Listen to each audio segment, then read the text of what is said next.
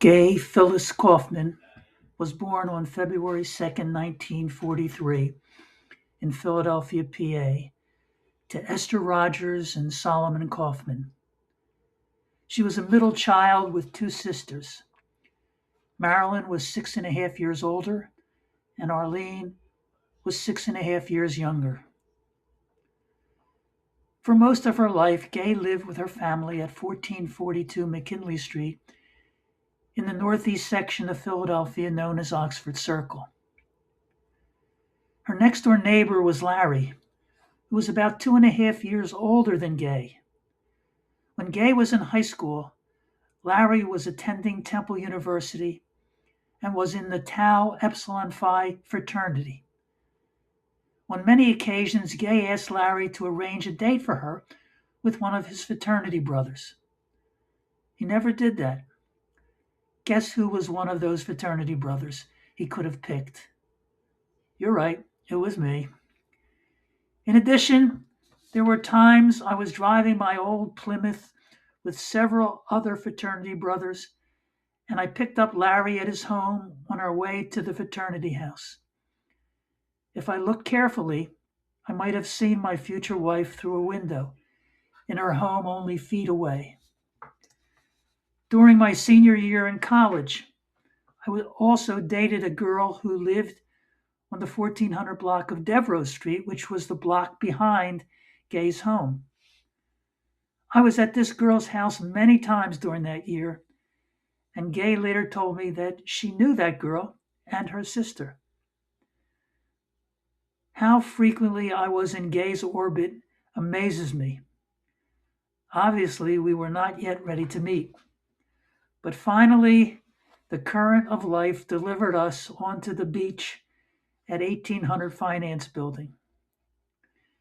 I previously described her first seeing Gay sitting at her secretarial desk and her effect on me.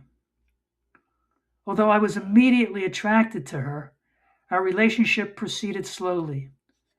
Initially, we began to talk, first casually at her desk, and then more privately in her boss's office when he was out. As Gay and I spoke more and more, both of us became quite interested in each other. I know I was thinking about her a lot, and later she told me that it was the same for her. I began placing pennies on her desk, and she asked me why, and I smiled, not knowing really what to say.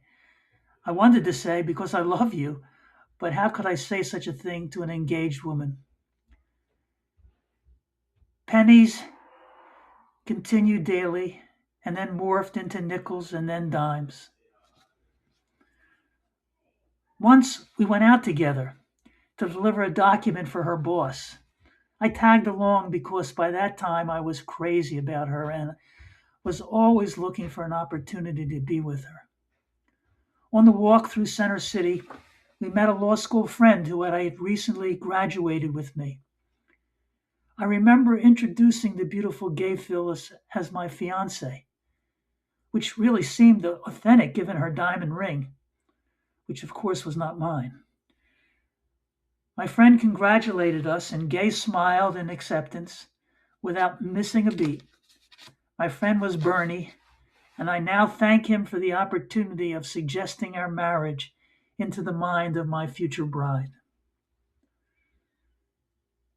Gay gave no indication that her relationship was deteriorating until one day she came into the law office, entered the library, smiled sleepishly, and showed me that her ring was gone. I was overwhelmed, grinned, and said something unintelligible, I think. I did not call her for a date until almost 2 weeks later. I simply did not know how long it was appropriate to wait after a breakup. At least that's what I told myself. But I was really a bit nervous, actually a lot nervous. I finally called her, and Gay told me that she had another date. I couldn't believe it. What was she doing going out with someone else? She said that she expected me to call her, and when I had not called, she accepted another invitation. I was really disappointed, and I'm sure she could tell that. So I asked her, what was she doing the following Friday, Saturday, and Sunday? And she said, going out with you, of course. And that was it for calling or asking for dates. We were a couple, and I was overwhelmed. I was thrilled. I immediately went to Brooklyn for a very difficult breakup conversation. And years later, I tracked down my old girlfriend from Brooklyn and completed that conversation by acknowledging her and her family and thanking them for welcoming me into their home and for their kindness during the many months we were together. That felt good, and it was complete, and she acknowledged that it was, period. Over the next months, Gay and I had good times at work, going out on the weekends and talking on the phone until late at night during the week. One day, while walking during our lunch break, we passed a store, and Gay noticed a handbag in the window, and she loved it. The next day, I bought that handbag, and when I came into the office, Gay was at her desk. I told her that I had found a package lying on the floor in the men's room. What should we do? I asked. And she replied, turn it into the building, of course. Over her objection, I insisted that we open the package and see what it was. We went into her boss's office, and when we opened it, Gay went nuts. She loved that handbag. She was so excited she had tears of joy in her eyes. I loved surprising her, and later successfully brought her to a restaurant for her bridal shower, and she thought she was going to meet with a law school friend and his wife. I got her again. Gay was and continued to be kindness personified. I can best describe her over our 63 years together by quoting various lines that come from a song that her children created for her on her 80th birthday. Your heart is our home. You've always been the one to take care of the world. Because you loved us, we'll never be the same. We are who we are, all thanks to you. If you only knew how much we love you.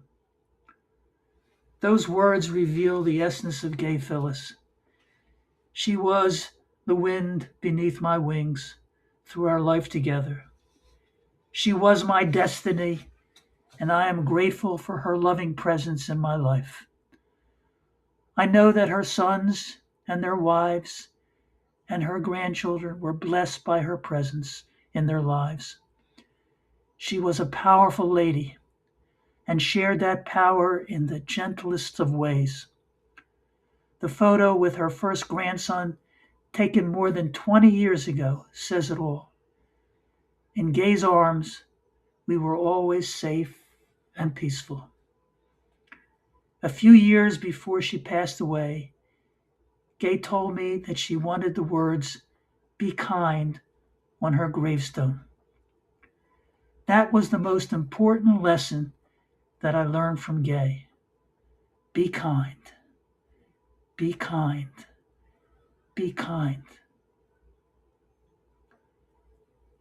Thank you so much for listening to this video. Thank you so much for being a part of my life. I wish for you peace and love and joy and happiness. I wish for you only the best. Thank you, and be well.